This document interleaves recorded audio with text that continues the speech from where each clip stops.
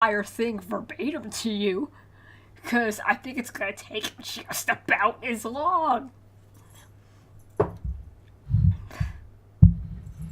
You want me to go get like the Kamavala? I got that. I got I also what look how many other epics do I have? I can read I got two versions of the Ramayana. I'm slurring everything. I'm not even drunk. I got the prose Ramayana. I got the other one. What's the opposite of prose? Poetic. The poetic Ramayana.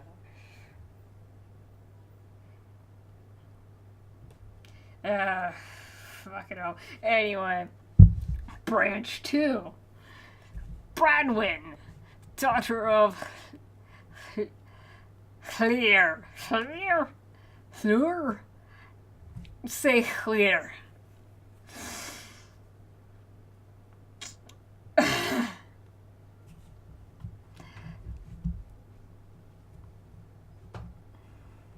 Methyluch, Methyluch, Methyluch, Luch,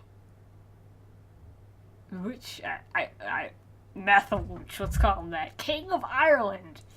Was Ireland a united kingdom at that point? I mean, did they spend? When is this supposed to take place? Because I'm pretty sure Ireland spent most of its history just a bunch of jackasses fighting each other before they joined up with the Vikings to fight each other, and then maybe kind of got together a little bit to fight the English. Just had a lot of fighting on it. Was there ever a king of Ireland in its entirety? I don't know. I failed Irish history class, but only because that shit was rigged. And also, the second portion of Irish history is really insane and boring and insane. Anyway, came to Harlech to meet with Brendigidvren, son of Clear, wearer of the crown of London. What the fuck? Okay, apparently London is up in this now. London is called London. Not like Londinium or whatever it was called before that. What was it called before that? And king of this Isle of the Mighty. Which one? I guess Britain. Bendigeidfren, his brother. God damn, this family and their names. Ugh. His brother Mano. Now, wouldn't Mano do Mano? When are they vowels and when are they consonants? I prepared some of this. I prepared some of this to look up how to pronounce some of this bullshit. But clearly, I overlooked the fact that they were going through all the branches. Well, let's just say fuck it.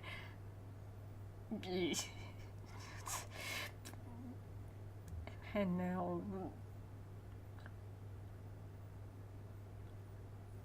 Manoluded, let's call it that, was also in attendance. King Nathal, which sought to marry their sister... Wait. Okay, no, okay, so there's the king, then there's Ben. Let's call him Ben. Ben and his brother Man. Okay, so King of Math. The King of Math is trying to marry... Okay, Branwen. Okay, and so unite Ireland and Britain. It's not gonna work. But their half-brother Evnisian was jealous of not being consulted about the marriage. Okay, half-brother of Branwen, and then, okay, you're half-brother, that's why we're not consulting you. says Cece said. In his rage, he mutilated Matt's horses. What the fuck? What is wrong with you people? You fucking... It's like, you left me out of the party. You don't go and say, like, hey guys, I got some advice regarding this whole marriage thing. I think it's solid. You want to listen? No, I'm just gonna go mutilate some fucking horses. Whatever. Matt took his leave at the insult. Well, how did he take his leave? I mean, he's not he had horses.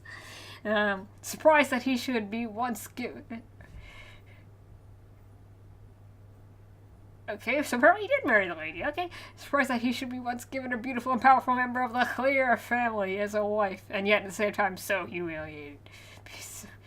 Well, it's not really your fault. I mean, and also I should watch out. Like, hopefully, that kind of crazy is from the other half of the family, the one that isn't in your wife's blood. But I wouldn't put money on that. Because chances are that side's also crazy as shit. So, Man was sent to persuade Math to stay, offering new horses and silver rods and gold plate. Silver rods. What? What do you do with that? Is that just like ingots? You take them home and melt them down into something neat, or are they just rods? Math returned, but seemed dissatisfied with the compensation, so Ben offered in addition a magic cauldron. You got a fucking magic cauldron. Why not just bring that up right away? The cauldron could restore a dead man to life, except that he would be unable to talk. Well, I mean, at least he's not a zombie. How about, like, the death-defying magic cauldron? You bring that up first, okay. This new wife, Rhiannon of Clear. Matt returned to Ireland. I'd like to point out that I'm holding my drink and waving it around in proper fashion as I narrate. So, returned to Ireland. For a while, there was peace. And oh my god, I also hope that this is actually recorded, because if it's not, we're doing this again, and I'm going to be really actually drunk that time. I'm going to need to be. But then the murmuring started about how Matt had been insulted in Wales. What the fuck? Wait. Okay, wait. He was in Wales. But Ben wears the crown of London. Okay. Wait, what? Whoa, whoa, whoa, whoa. Get back here. Get back. Well, no, I'm not. Why do I act like I really want to read? Revenge was taken against Bradwin, Matt's wife. She was put to work in a bakery and beaten. What the fuck? Who did this? Wait, I'm gonna have to read the actual story now, because I feel like they're taking a lot of important details out of here. Although at the same time, I kind of feel like they're not taking a lot of important details out here, because this is how mythology works. It's like, point A to point M. How did this happen? One thing led to another, and, you know, you got a crazy-ass half-brother who murders horses. You know, you're gonna end up being put to work in a bakery and beaten. Cause reasons. Okay, for 3 years, no boat was allowed to go to Wales from Ireland, and any people who came from Wales to Ireland were imprisoned so that they could not relate what was happening there. Wow, okay. But Bradwin taught a starling to speak, as is the way of things, and gave it a letter to take to Wales to tell of her mistreatment. You'd think they would have caught on, like, hey, you know, I haven't heard from Sis in a while, we should, check up, see how being the Queen of Ireland in its entirety is doing for her. Oh, wait, what's that? People been going from Wales to Ireland and not coming back? And no one from Ireland has been coming over here. Well, crime's been down. Well, there's that. But, a little odd, a little bit of a mystery there. Ben was too big a man to board a ship. What the fuck? What the fuck? Okay. Look, let's back up. How big a man do you have to be that no ship can carry you? Like, what kind? They had decent ships, I imagine, here. Like, okay. Consider the Polynesians traveling the Pacific in their, what is it, like, wood and reed outrigger canoes or something. The Polynesians are, they can be a rather hefty people. I think more so than the Welsh, generally. I mean, but, okay, the Polynesians can travel from frickin' New Zealand to Rapa Nui to Hawaii in a little ass canoe. Tons of people with their families and pigs even and things. I don't know. But this one man, too much of a fat ass, or maybe he's got some sort of giant American lumberjack thing going on, because I've forgotten. It's Babe the Blue Ox and, I don't know, the Boston Strangler. Maybe he's that kind of thing. He's a big muscle man. So he waded to Ireland while his allies followed in ships. Why didn't they just ride on his shoulders? And also, was this not a trait worthy of being mentioned when they introduced the character? Because, like, okay. Irish pig farmers, because of course, reported to Math that they had seen a forest in the sea, and next to it, a mountain with lakes on its ridges. And he said to them, put the bottle down, get back to work with your pigs. Mathwitch, I'm calling him Mathwitch, sent for Branwen to explain what the farmers had really seen, because apparently she is able to explain. She grew up on current events, being stuck on this bakery, being beaten. I mean, yeah, she's got the whole Starling thing going for her, but apparently she's a seer also. She's a forest of shipmasts alongside Bennigan's, the mountain, whose eyes were the lakes. The farmer says, holy shit, this guy gets bigger with every line. Mathowitz retreated across the river Rhiannon and destroyed the bridge. Well, look, let's back up. We got a man who could cross between Britain and Ireland just by walking. His eyeballs look like lakes. I don't think a whole bridge river scenario is going to be an issue. Bennigan lay down to become a bridge, as he was a great bridge of a man, as I often describe people. And his soldiers crossed the river by marching over him and his ass, and hopefully nothing weird happened there. Oh, watch out for plumes. Mathowitz came out to meet the army and offered to hand over control of Ireland to Branwen's son. When did they have a son? I thought she was too busy being beaten into bread. But this was not sufficient. Hell no, it wasn't. Bennigans wanted instead a house big enough to contain him. Well, we'll hollow out, I don't know, the Himalayas or something. Here, we'll drain the Marianas Trench and put a roof over it. This was built, but with Mathowitz soldiers hidden in bags! Again, bags come into play. From the pillars, Bennigan's half-brother Elfenstein, I discovered the plot. Isn't this is the crazy horse mutilator, isn't he? He asked what was in the bags. And was told they contained flour, So he pressed his fingers into each of the bags. I was, holy shit! How big is Elfenstein now? Is he also giant? What about Manowitch? The other guy. Is Branwen also a giantess? What is this? Are these giant cosmic humanoids that will be, broken down to create all of the universe? Okay. Branwen's son was also a Mathowitch. What? Also as in addition to? In addition to whom? Elfenstein seized the boy and threw him into the fire, because that's what you do to your nephews. Bradwin, the only one with a name people can pronounce, tried to save him, and Bennigan's grabbed her and his shield to protect her from the fire. The Irish lit the cauldron of rebirth that Bennigan's had given them and threw the dead soldiers into it.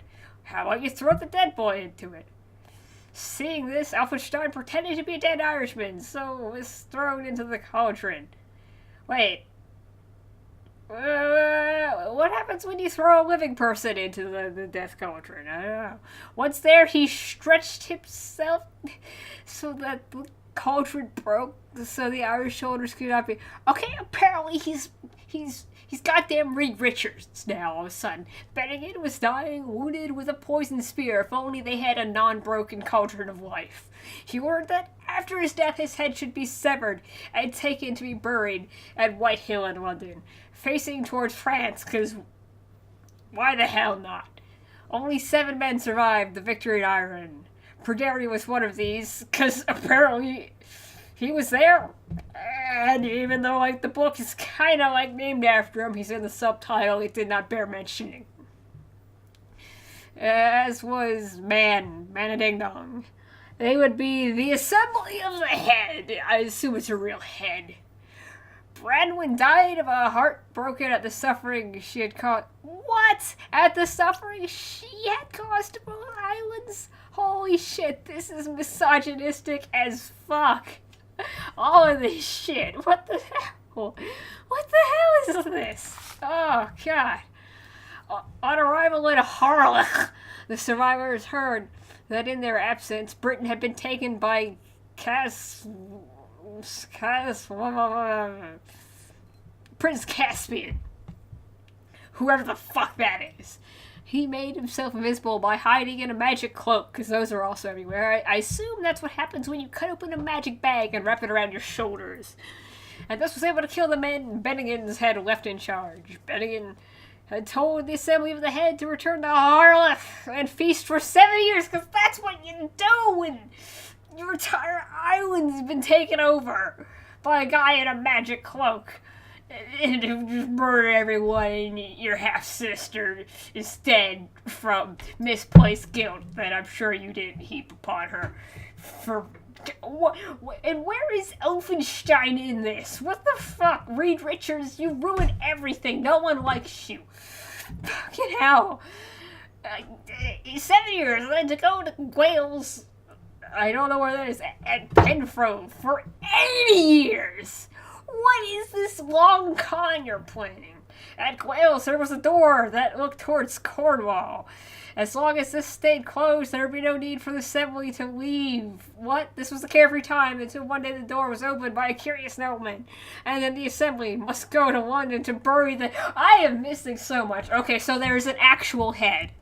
There is a literal head involved in this, okay? I'm throwing bottle caps. I am enraged. I don't understand what the fuck is going on.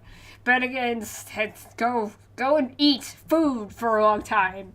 And then go to this place for 80 years. And then there's a door. And then make sure the door is closed. And then you don't have to leave for reasons. Did they go in the door, then close the door behind them, and then live wherever that door led to? Where does the door lead? Where does the door lead? Where does the door lead?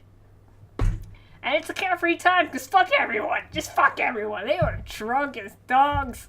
I'm getting back to you, Ramanoganon.